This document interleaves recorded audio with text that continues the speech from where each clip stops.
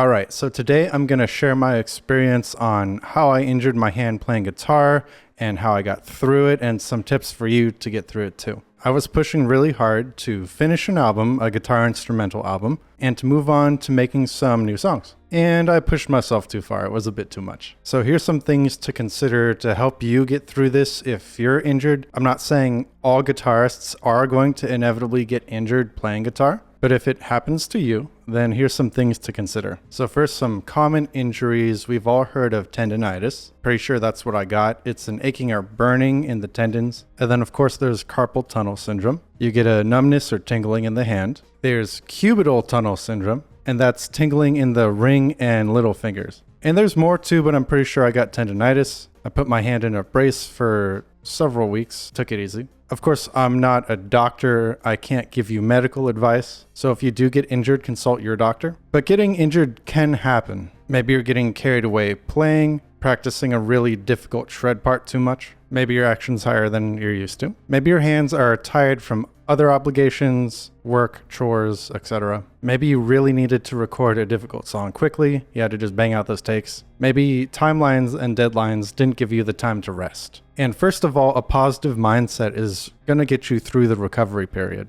It's important not to be too hard on yourself. Patience is key. You don't want to make it worse. You don't want to re-injure yourself when you're only halfway recovered. And again, I'm not a doctor, okay?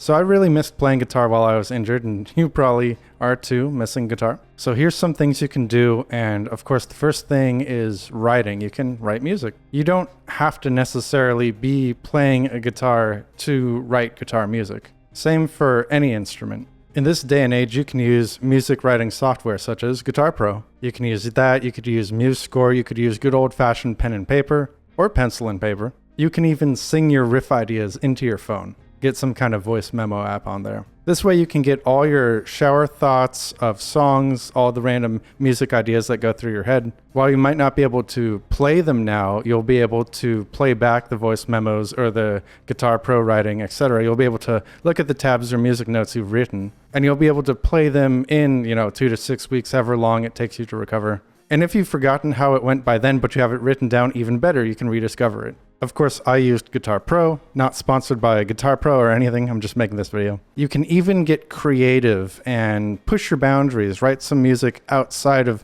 what you normally would. If you write a bunch of pop, maybe try writing a funk song. If you do a bunch of metal, maybe try bossa nova. You can take the time to research other styles. You can take the time to learn more music theory. Or you could write whatever comes to mind through sheer intuition.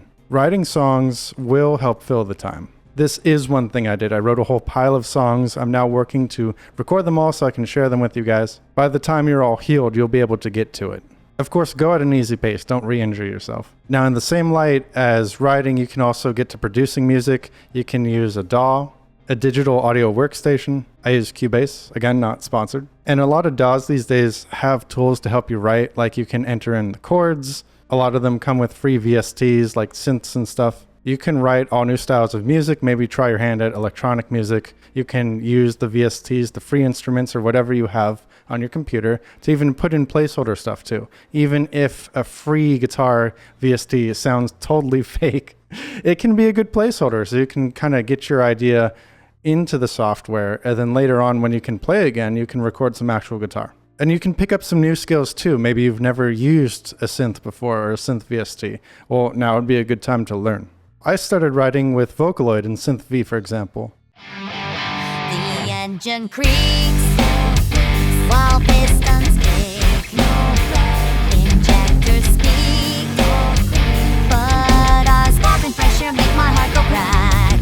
Combustion captures. And while I'm still learning, I'm actually pretty thankful that I got the beginner stage out of the way. And same for you, whether you're learning Vocaloid or synths or whatnot. Using that time to get the beginning growing pains out of the way will be very nice, because later on you'll be more skilled at the software. You'll be able to make stuff that sounds even better. Another thing you can do is guitar maintenance, of course. You can take the time to do any maintenance or setup work on your guitar, maybe some stuff you've been neglecting. You can finally change the strings, condition the fretboard, set the intonation. I took the time to set the intonation and adjust the truss rod on several guitars, seasons change, stuff like that. As the seasons were changing here, the humidity was all over the place, so a bunch of guitars needed some love. Of course, don't do anything that'll aggravate your injury. Now, another thing you can consider while you're healing up is your guitar technique. Were you playing with bad posture? Do you play with bad posture in general? Are you gripping the neck too tight? Are you pressing down on the strings too hard?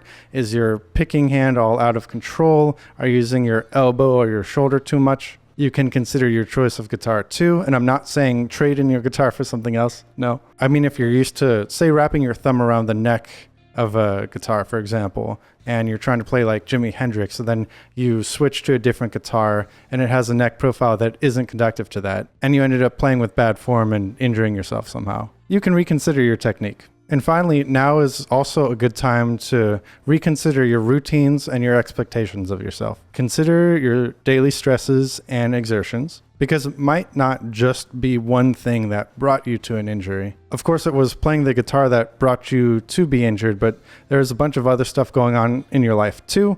Say you were super stressed, so you weren't able to focus on technique. Maybe you set an unrealistic deadline for yourself and you were really forcing yourself to play through. Fatigue, inflammation, etc. You don't have control over everything that goes on in your life, but you do have control over what you do. So be kind to yourself, set feasible expectations, goals, and deadlines. Don't perpetually put things off, of course, but don't be afraid to put off completion dates if it's not possible to finish a song in a certain amount of time. Don't force yourself to learn techniques or licks that just aren't happening. Each song you create, each lick you learn is a learning experience. And while it's great to succeed, we have to be realistic sometimes. If you're just learning guitar, for example, it might not be possible to play 30-second note shred licks at 200 BPM in a week. And of course, someone's probably going to jump out from behind the bushes and say they were shredding 30-second notes by month 1 or 2 of their learning guitar journey, but you get what I mean. But don't forget, if you're learning something, it means you don't fully understand the extent of what you're doing. You're learning about it. And that can be the reason why these things take longer than it seems like they should. Maybe you're learning how to record a song and make a full song, and you didn't even know microphones could be out of phase. Or if you're using plugins or VSTs, you don't know how to add compression to the drums. Maybe you don't know how to properly EQ things, and you have to learn about that. So those are some examples of things maybe you wouldn't know and you're trying to learn something, and that would add a lot of time. Same with playing guitar too. Say you do want to learn how to shred quickly, and I'm not saying I'm a super shred god or anything, but if you're on the way to learning that and you don't know much, you might not even know what legato is, for example. And you might think only alternate picking is the only way to go fast, and then you discover this thing called legato, and all of a sudden that's a whole new technique you got to learn. Definitely take your time. And don't beat yourself up if it takes way longer because you stumble into these things. Part of the enjoyment is in the journey. And so it's easy also to be your biggest critic. You're the one playing the guitar. You know every single little mistake that you've made, be it in recordings or a performance. Getting frustrated with yourself is a natural response. And you're not a bad person if these thoughts come to mind. As they say, if you prick us, do we not bleed? If you tickle us, do we not laugh? But you can recognize these feelings and take it easy on yourself. You don't have to push yourself so hard to the point of overwork and injury. So same thing with the healing process. It might feel like it's taking forever. I felt like I was going crazy while I couldn't play guitar. And I was using writing and learning things to fill the time, but still, I had just finished an album, of course, as I mentioned, and I felt like I was in the groove of things. I felt productive, like I could take on and finish anything. But it all caught up to me. Of course, it is important to take breaks. And so it took a while to heal, but I got there eventually, and you'll get there eventually too. So if you're going through an injury right now, or you have in the past, do you have any tips that you'd like to share? Be sure to comment down below. Of course, this is YouTube, so I have to say the YouTube things. Be sure to like, comment, subscribe, share the video, print out every frame and mail it if you're looking for something cool to listen to. Of course, I'm on all major streaming services, Heisey Productions. And as always, peace.